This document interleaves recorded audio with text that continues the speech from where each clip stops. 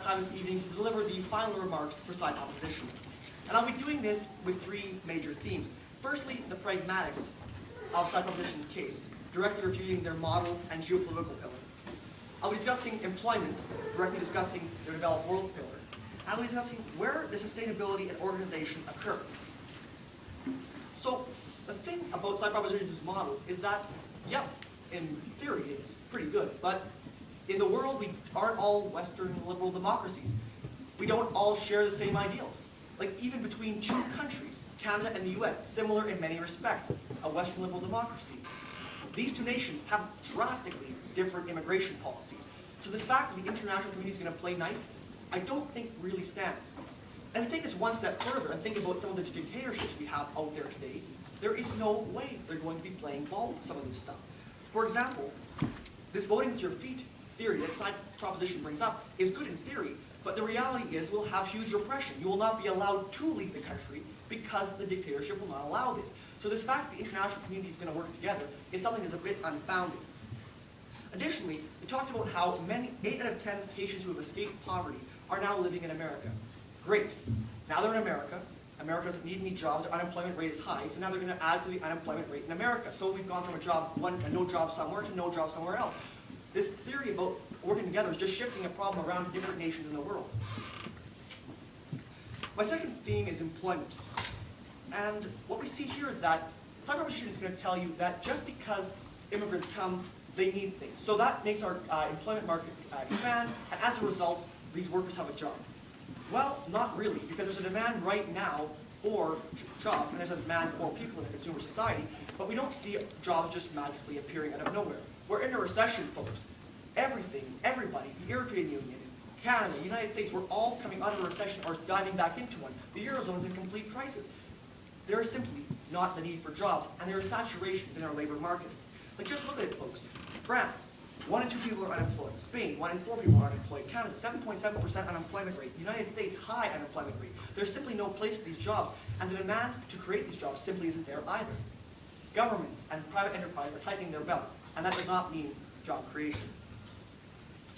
My final point is where does sustainability and organization occur in side proposition's case? Well, the reality is not really anywhere. There is no plan to deal with infrastructure strains, no plan to deal with integrating people into society, no plan. It's just pretty much let's open the borders and jobs will come and you will be happy to have a job. Well, the pragmatics of that aren't really there, ladies and gentlemen. There is no plan to deal with the short-term consequences of opening our borders to free immigration. Now, if you look at 2 examples of history that my partner brought up about the Americans with unrestricted immigration policies in the 1920s and the early 1900s, what we saw here was that, yes, open immigration worked, but there was a huge demand because of loss of life, and there was also a huge push for public works projects. In Canada, we do not have this happening. In European Union nations, we don't have this happening. And around the world, we don't have this happening. So the 2 cases where free immigration more or less worked have outlines and have pillars that are actually not present in what we have today. What's more, this theory of remittances was brought up several times by side proposition, and the reality is this isn't sustainable either. A worker can only work so long in a developed nation sending money back. What happens when that worker can't do that anymore? What happens when that worker loses their job? What happens when the corrupt government that these workers are sending back money to takes the money before it even gets the purpose who it's meant for? The sustainability, the pragmatism, it's not there, folks. And the reality is there is no plan to deal with it, and it's something that needs to be thought of. So ladies and gentlemen, I'd like to leave you with the following. I'd like to take you to that quote on the Statue of Liberty. Send me you're tired, you're sick, you're huddled masses. And I say, great. But what then? And this hasn't been answered by side proposition. Thank you very much.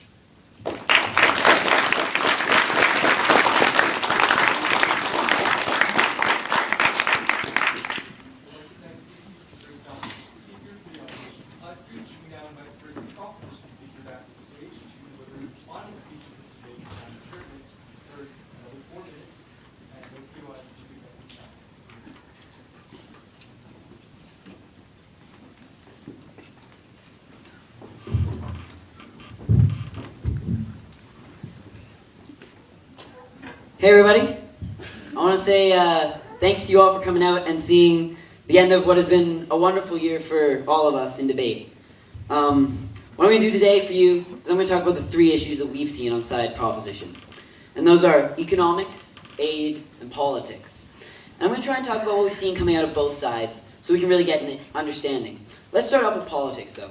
This is something my esteemed partner, Graham, brought up during his speech, and we didn't hear a lot about from side opposition. The real counterpoint to this was, we can't expect North Korea to participate in an open immigration system. And blatantly, we agree. We actually said so in our model, if they were paying attention, that we can't expect that. However, in the countries that do participate, people will be able to vote with their feet, and it'll be better than the alternative, which is not having it at all. So the politics point definitely stands on side proposition. Now let's move up to the aid and remittances point. So, firstly, we only ever heard clash from side opposition on one point.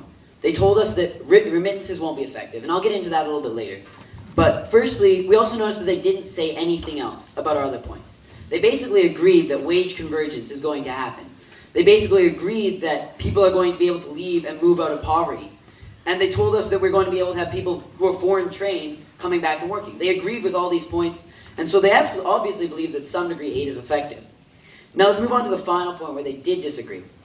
They told us that remittances were not going to be used effectively because they're corrupt regimes, they're unsustainable. What we would say is that, ladies and gentlemen, that's part of the nature of aid, is that we're trying to lift people out of poverty by giving them money, and it's not a perfect system.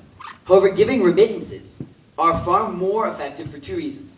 Firstly, because they're actually going to individuals, to people. If I think I send $100 to my brother Bill, and then I go and I find out that Bill didn't get $100, I can tell that the money isn't being used effectively. Whereas corruption is much more effective over a large bureaucratic process.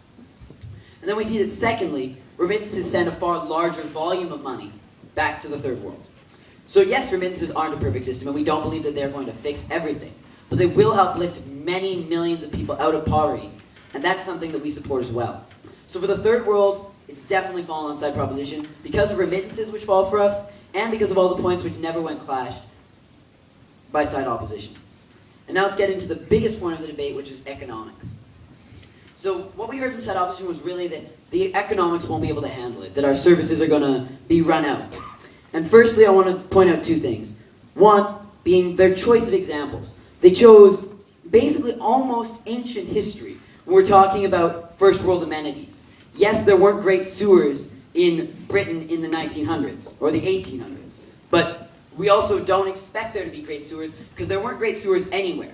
That wasn't the fault of immigration, that was the fault of it being the 1800s.